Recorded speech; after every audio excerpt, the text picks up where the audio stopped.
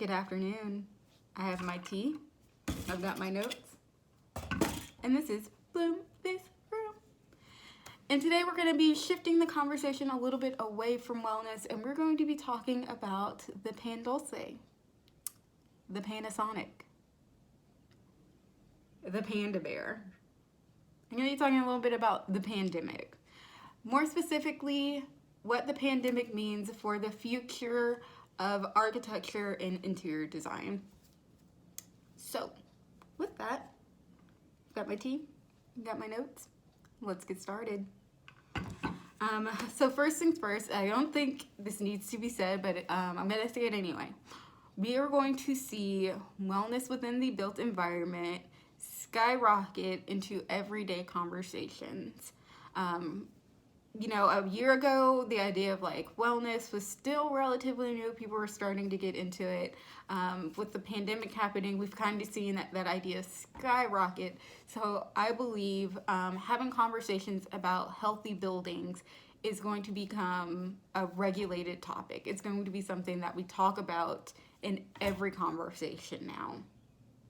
So that's one. And if you're wondering about wellness within the built environment and the different types of certifications, there's the WELL AP credential, Fitwell, that talks about wellness within the built environment. Those two deal a lot with kind of like commercial properties.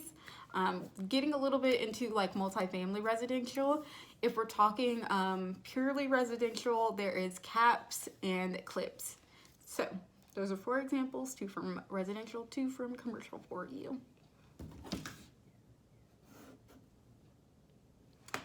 And there are 10 total, so we're going to be going through all 10.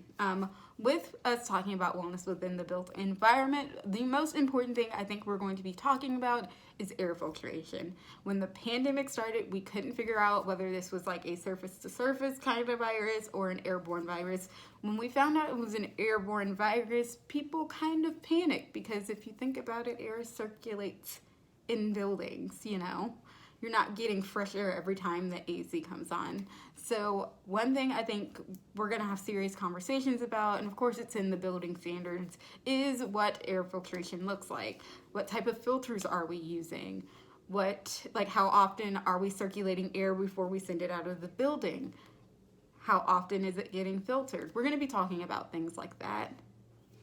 Even specifically in our homes, we're going to be talking about how often we should be replacing filters in our home. If you live in something like an apartment or condo where somebody does the maintenance for you, even talking about the types of filters that they use, how often they replace them, and whether or not you should be replacing them yourselves. With that being said, it is March. If you live in the South, that means our snow season is slowly approaching.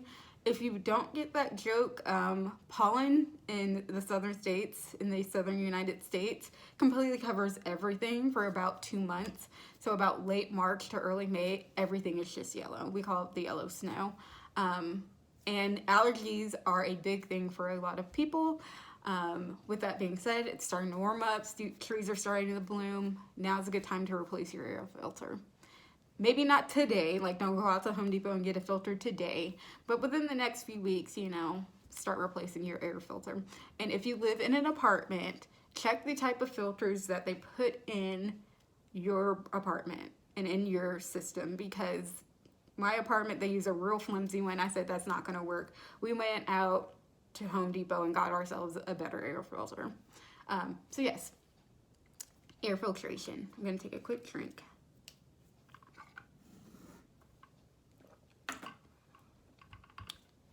Third thing that I think is going to shift when we begin talking about post-COVID and what the built environment looks like post-COVID is we're going to see an increase in public spaces within the urban context.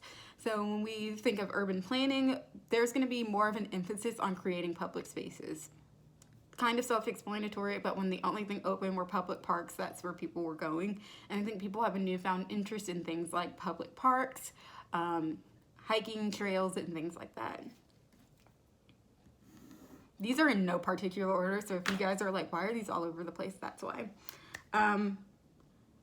Open office, open plan, We're not going to be seeing that anymore. The idea of like the Google or Instagram headquarters where everything is very open and you can see, no, we're not going to see that anymore. We're shifting back towards a traditional floor plan with clearly defined spaces.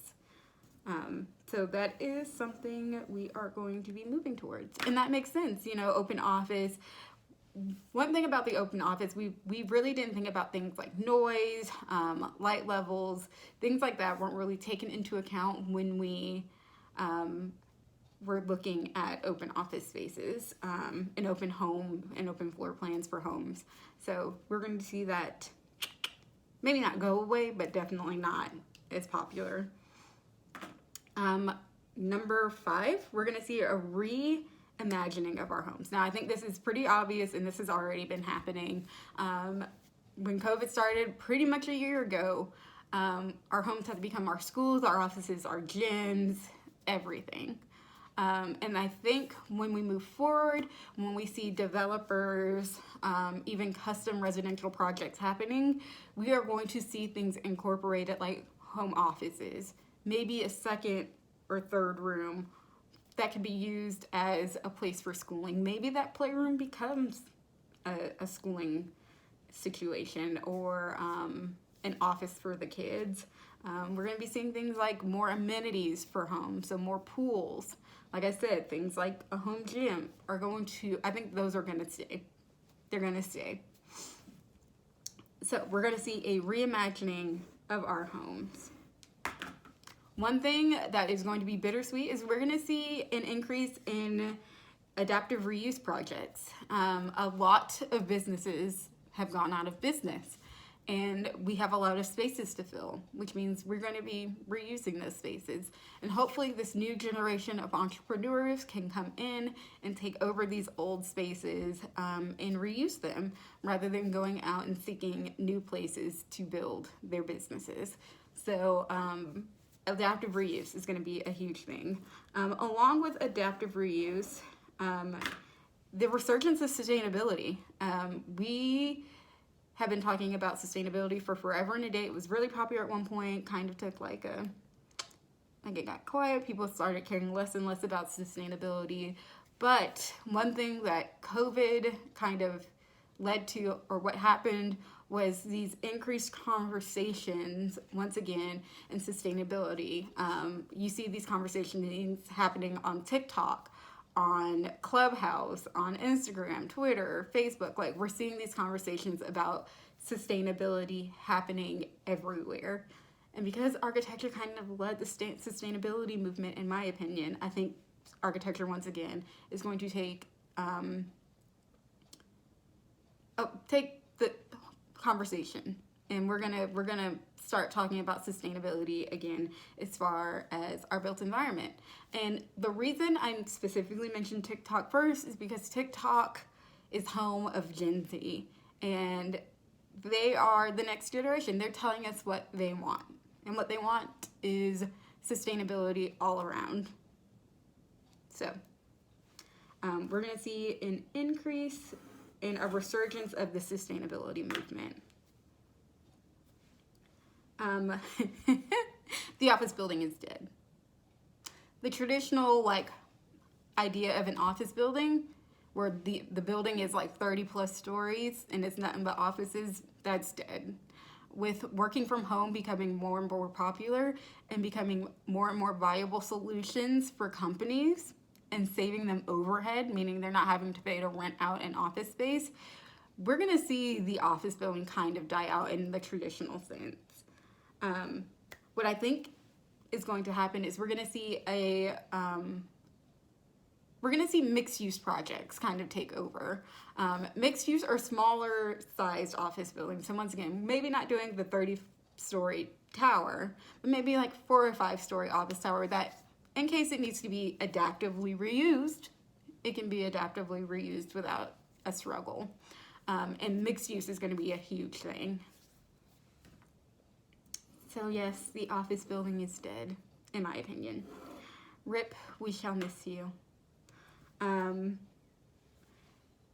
are going to see a fundamental shift in what is public transit. I was a person that was taking public transit everywhere before the pandemic. But the idea of being in a crowded space with a bunch of strangers no longer seems very appealing for me and a lot of the people that were originally using public transit. Now, before I get down this public transit rabbit hole, I would like to say this. I understand there is a basic need for public transportation for people within a certain economic status. Like, I understand that some people don't have the choice but to use public transit because they can't afford a car, they can't afford gas. This conversation includes them but does not include them, if that makes sense. So people that were originally using public transit just kind of for the sustainability aspects or like the ease of not needing to drive your car, I think we're going to see less and less people taking public transit. I also think we're going to see the way in which public transit works fundamentally change. So having kind of more private spaces within public transit. Maybe not crowding buses and trains like we used to. I think we're going to see that happen. And we're going to see people start biking to work more, walking to work more. Hopefully we'll see less and less cars on the road. But I think we're going to see a change. And I might not be saying this right, but I do think we are going to see a change in the way in which people use public transportation and how these public transportation systems operate. That was 9. And number 10, I've been saying this. I said it before the pandemic and the recession, and I'm going to keep saying it. We are going to see an exodus of people out of the architecture field. We are going to see people leave architecture for many reasons if architecture doesn't get their crap together. But the simplest one is the COVID gave a lot of people the chance to sit and reflect on their values and what they want out of their life. And the way in which the architecture profession works right now does not align with those values. People do not want to work 60 plus hours every week for pay that is not on par with the type of work that they have to do. It's quite simply that. And with architecture being a kind of jack of all trades, master of none, it's very easy for somebody in architecture to move into another field.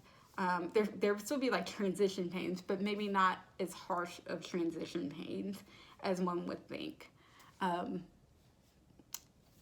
going back into the field because I love it, but I know there have been plenty of people that I have known that have decided that maybe architecture in its traditional sense is not what they want for their life anymore. And that's something that I think has come out of the pandemic. I think that it probably would have happened anyway, but I think the pandemic definitely kind of exasperated and sped up that process. So we're going to see people start leaving the profession. And you know what? That's okay in my opinion. And those are the 10 things I think post-pandemic are going to happen to architecture, interior design, and the ACM industry. ACM? Yeah, I'm going with it. So yeah, that was today's episode of Bloom This Room. My name once again is Brianna Fountain. You can follow me on both of my pages, Bloom This Room Interiors, at Bloom This Room Interiors, and The Blooming Babe. So Bloom This Room Interiors is my wellness interior design page. Bloom This Room is my wellness blog page. Until next time, y'all, have a happy Thursday.